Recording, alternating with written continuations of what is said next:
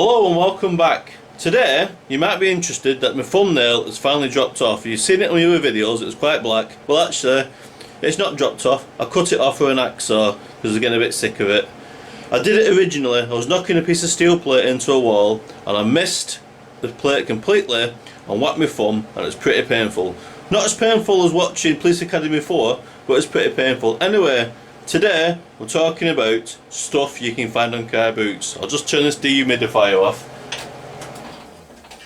That was one of my first tools I ever got. The pricey sum of £7, yes, and it's an absolute beast. And I think they go for about £160 new. And the thing's been running for about 5 hours now.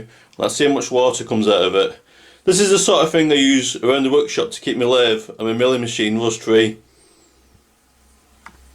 Let's have a look. Oh yeah, there's a good lot of water in that.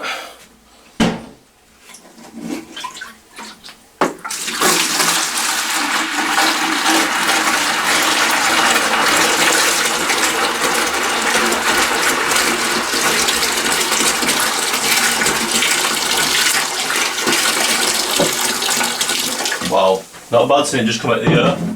Another thing I got off the car boot, and you may have seen it before in my other videos, was my Abwood milling vise. There. And I got that for about £25 and I couldn't believe my luck. The only problem was the hardest part was carrying it back to the car. Again, they go for over £100, so that was a good bargain as well. And let's have a look at what else I've bought. This was a good find I got today. A 3-lever deadlock with key for the door in my workshop, which I need, is 50p. And they go for about £15 to £20, so that was a good find.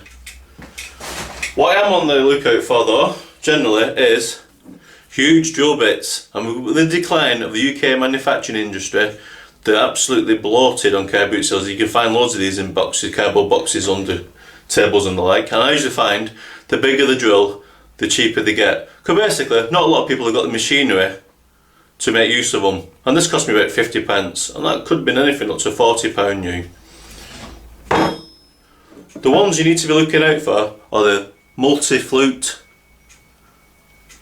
drills like so, and these are used for enlarging holes. Say you had a 28mm hole and you wanted to make it to 29, then rather than just using a 2-fluted twist drill, which would make a mess of the hole, these give you a smoother bore.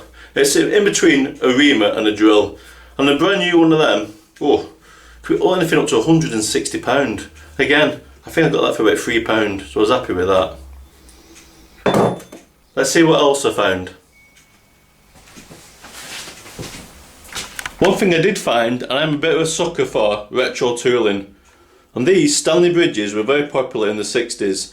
And they made a whole range of lathes and saw tables and sanders and jigsaws that all could be run off the drill of the day, which at the time was the metal gearboxed Black & Decker. Let's have a quick look at it. I got it for £5. I don't know if it was a good buy or not. I mean, you get a lot for £5, but I don't know how practical they are, really. Let's switch it on and cut a bit of MDF, see how good it is. I think it probably could do with a new blade. This isn't even carbide tipped, it's just a steel blade. So probably a modern blade would be a lot better. Let's try it anyway.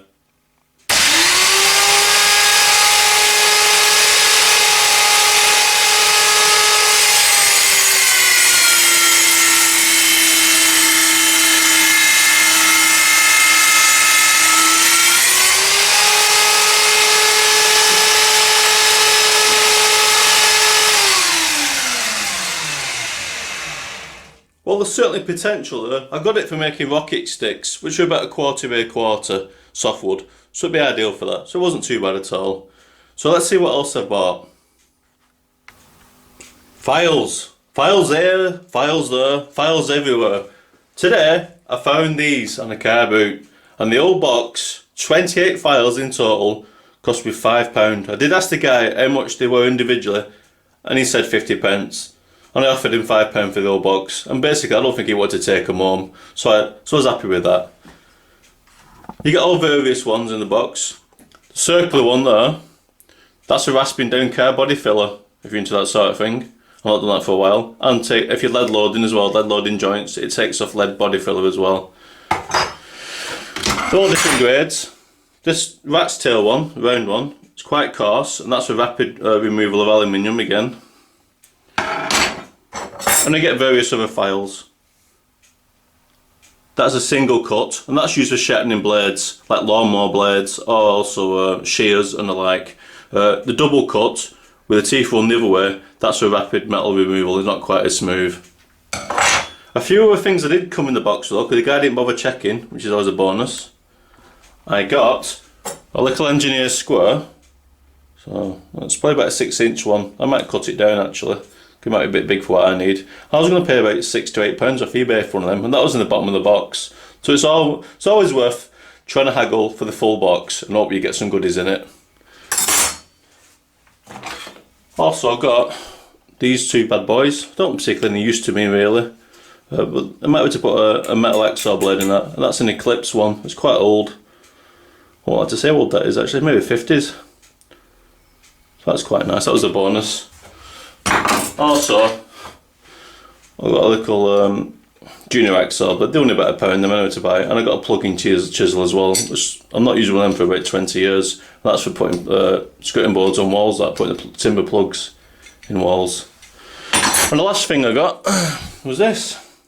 So I had about 1 squirt out of it, I think, and I got it for 50p, and it's cutting tough fluid, which is useful for tapping and the like. I don't know how much they go for, about £3 again. It's not brilliant, but I do like buying aerosols off the car boots because they get lots of primer and stuff for projects for next to nothing. I'm not going Alfords and paying bloody £6 for a tin of primer when you get off a car boots over 50p. Hope that's been helpful for you and inspired you. So thanks for viewing and come again.